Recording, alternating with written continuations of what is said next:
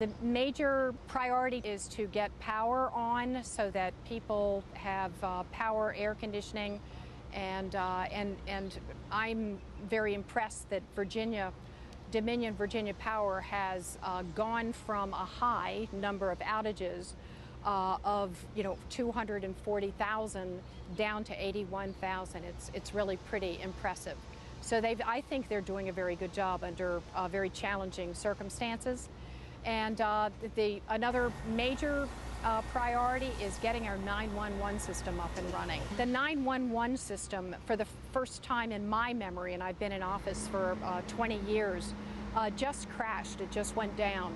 And it stayed down for a long period of time, hours, and even days, to the degree where we're still not 100%, and we're still losing and dropping some calls. So it's a Verizon system, region-wide, statewide, that needs to be addressed. This was a catastrophic failure of that system, and there has got to be something done to make sure that there's redundancy, that there's a backup system that will work so that we don't have to experience something like this again.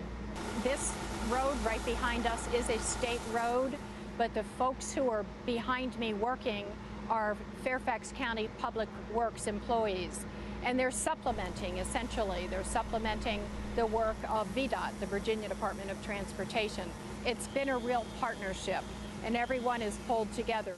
What we're doing is, if VDOT have they get backed up or whatever it is, they need assistance, and we'll try to assist them wherever we can. It's like this call here came in. I guess they're scattered throughout the county as well, so we try to help them out whenever we can. But if they ask us for our help, we try to help them out. It's important that people continue to be patient. We're working as hard and as fast as we can. When I say we, Public Works, working with our utility people, working with our public safety individuals, Dominion Virginia Power and NOVEC. Verizon is working real hard to set things right. So everyone is really trying to respond to this very serious storm.